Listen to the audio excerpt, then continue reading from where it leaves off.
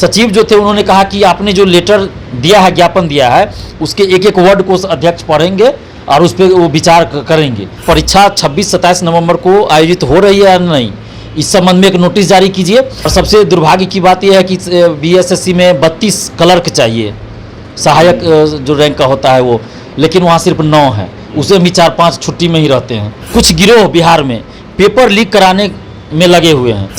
बिंसिस technology करके जो है उसका नाम लेकर कहा जा रहा है कि उस कंपनी से, एजेंसी से हमारा संपर्क है, हम क्वेश्चन आउट करा के आपको एक दिन पहले रात में दे देंगे। नमस्कार, आप देख रहे हैं द बिहार टॉप। मैं हूं आदेशपुरी। आपको बता दें कि बीएसएससी सीजीएल 3 यानी कि सचिवालय सहायक की परीक्षा को लेकर असमंजस की स्थिति बनी हुई है। हमने आपको बताया सुबह ही कि हमारे सूत्र बता रहे हैं कि 26 और 27 नवंबर को परीक्षा होने की संभावनाएं कम है। दिसंबर में 15 से 20 दिसंबर के बीच में संभावनाएं बन रही हैं। लेकिन इन सब के बीच में बताएं आपको कि छात्र नेता दिलीप जो है वो आज आयोग दफ्तर गए हुए थे और आयोग के सचिव से इनकी मुलाकात हुई है, बातचीत हुई है। सबसे पहले जानते हैं कि क्या सूचना वहां से निकल के आई है। दिलीप जी, सचिव से मुलाकात हुई, क्या बोले वो? देखिए, वो स्पष्ट तो कुछ नहीं बता पा रहे हैं। उनका कहना है कि जो भी करेंगे अध्यक्ष महोदय ही करेंगे और कोई भी जानकारी वो बाहर नहीं देना चाहते थे। मिलते क्यों हैं फिर, जब उनको कुछ पता ही नहीं है तो मिलते क्यों हैं फिर, अध्यक्ष क्यों नहीं मिलते? यही चीज़ तो हमने सवाल किया कि तो आपसे मिलने का कोई फायदा ही नहीं हुआ। तो उनका यही कहना था कि अध्यक्ष मिलेंगे, क्यों नहीं मिलते हो तो वही बताएंगे। जो हम लोग का जो क्षेत्र का अधिकार है वो हम काम कर रहे हैं।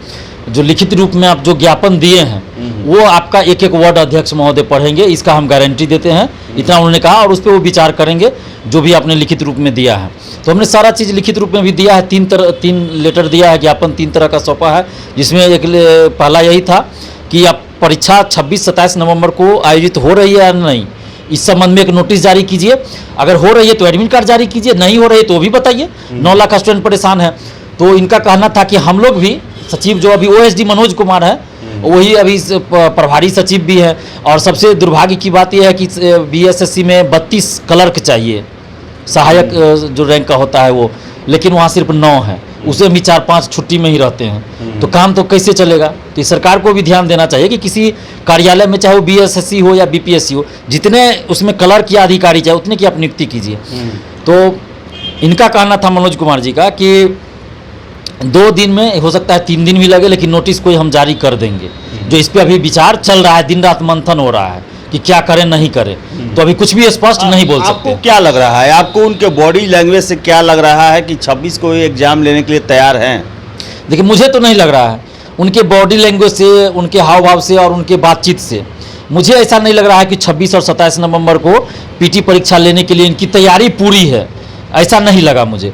लेकिन हाँ, हो सकता है कहीं अब तैयारी कर ले। अब ये तो जैसे बीपीएससी ने क्या किया, 12-15 दिन के अंदर में 6 लाख का एग्जाम करा लिया था 30 सितंबर को।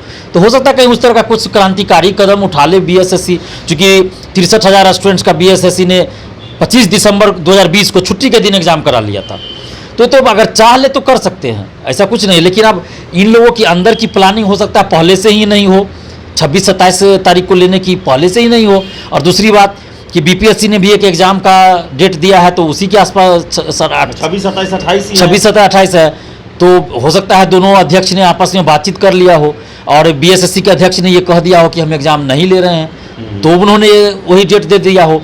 या फिर बीपीएससी के अध्यक्ष को पता नहीं हो कि 26-27 को बिहार में इतना बड़ा एग्जाम होने जा रहा है, कुछ भी हो सकता है ना। तो देखिए, कुछ भी अभी संभावना है, अभी कुछ भी कहना मुश्किल। लेकिन ऐसा लग रहा है कि 26-27 नवंबर को हो सकता है कि पीटी परीक्षा नहीं हो, लेकिन ये भी कंफर्म नहीं है। लेकिन इन सब के साथ मैं दिलीप जी आपसे अध्यक्ष पर प्रश्न उठाऊंगा कि ये कैसे अध्यक्ष हैं जो न समय से परीक्षाओं को पूरा करते हैं, न वादों को पूरा करते हैं और न ही आके सामने जवाब देते हैं। क्या कहना है इस पर? इनके कार्यप्रणाली, आप सचिव को ही बता रहे हैं कि उन्हें कुछ पता नहीं है, तो इसका मतलब सर्वोसर्वा वही है और वो सामने आते नहीं या समय से कुछ करते नहीं हैं। देखिए, आज मैं बीएसएससी ऑफिस जिन मुद्दों को लेकर गया था वो बहुत ही गंभीर मुद्दा है और ये पूरे बिहार के भविष्य का सवाल है। उसमें हमारा मुद्दा एक था कि कुछ गिरोह बिहार में पेपर लीक कराने में लगे हुए हैं और जिस कंपनी को बिंसिस टेक्नोलॉजी नाम की एक एजेंसी है उसको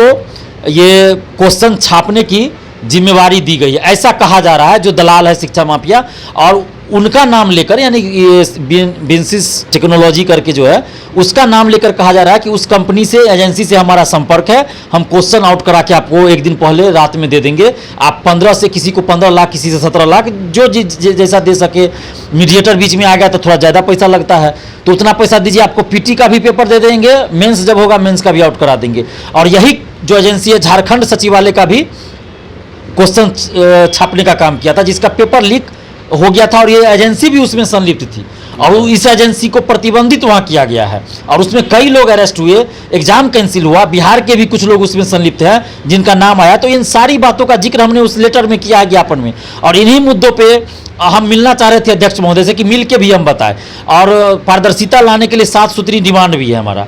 तो इन सभी मुद्दों पे हम मिलना चाह रहे थे। और ये जो बीएसएससी का जो अभी 26-27 को होगा कि नहीं होगा, तो इससे संबंधित एक नोटिस जारी करें, इन तीनों मुद्दों को लेकर हम मिलना चाह रहे थे।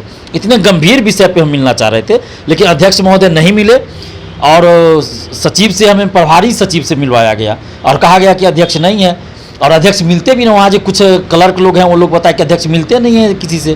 तो ये तो बहुत मतलब गलत चीज़ है। ये लोकतांत्रिक देश में, लोकतांत्रिक राज्य में ऐसा नहीं होना चाहिए। अध्यक्ष महोदय को अगर मिलने में हमसे क्या दिक्कत है? क्या उनको हमसे मिलने में किसी चीज़ का डर लग रहा है कि हमसे नज़र नहीं मिला पाएंगे? ऐसा तो नहीं है कुछ, उनको मिलना चाहिए ना। हम तो उनका जो है मदद कर रहे हैं, उनकी मदद कर रहे हैं ना, हम हेल्प कर रहे हैं कि आपको पहले हम आगाह कर रहे हैं कि पेपर लीक कराने जा रहे हैं कुछ लोग।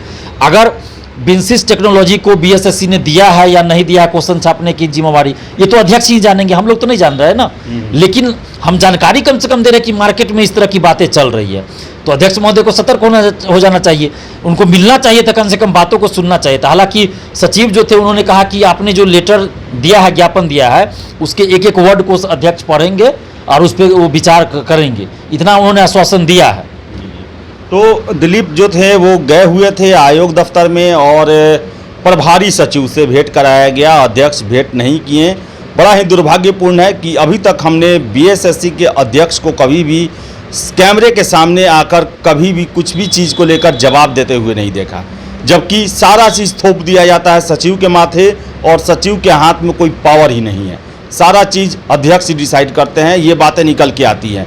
तो ये जो दूसरे कंधे पर बंदूक रख के फायर करने का जो तरीका है, उसके कारण बीएसएससी में लेट लतीफ़ी होती है, उंगली उठती है और छात्र जो हैं काफ़ी इसके कार्यप्रणाली से नाराज हैं, असंतुष्ट हैं और उन पर भविष्य चौपट करने का आरोप लगाते रहते हैं।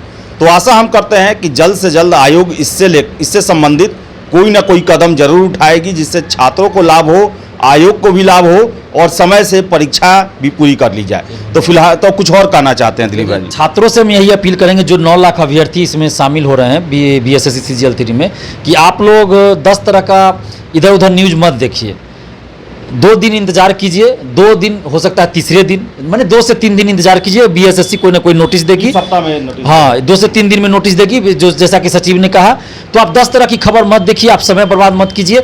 और अभी जब तक कोई नोटिस नहीं आ जाती है, आप ये मान के चलिए कि 26-27 को एग्जाम होना है और आप उसके लिए तैयारी कीजिए, क्योंकि अगर आप मान लिए कि एग्जाम नहीं होगा और अगर ले लिया तो फिर आपका तो समय बर्बाद होगा ना। तो जो समय गुजर जाएगा वो वापस नहीं आएगा। समय बहुत मूल्यवान होता है, तो आप समय का सदुपयोग करें और अपनी जो पूरा अपना समय है वो उस पढ़ाई पे दें। तो पढ़ाई पर देते रहें समय। इसके अलावा आपको बता दें कि संभावनाएं जो हैं वो कम होती जा रही हैं, लेकिन ख़त्म नहीं हुई है। और अब बिहार में आपको मैं एक चीज़ बता दूं कि यहाँ के आयोग जो है हठधर्मी है, अगर वो डेट दे देंगे तो हो सकता है कि 26-27 को एग्ज़ाम ले भी ले। तो इसके लिए भी तैयार है, अपनी तैयारी को जारी रखें। फिलहाल इस वीडियो में इतना ही। वीडियो पसंद आए लाइक शेयर करें, हमारे चैनल द बिहार टॉप को सब्सक्राइब जरूर कर लें। धन्यवाद।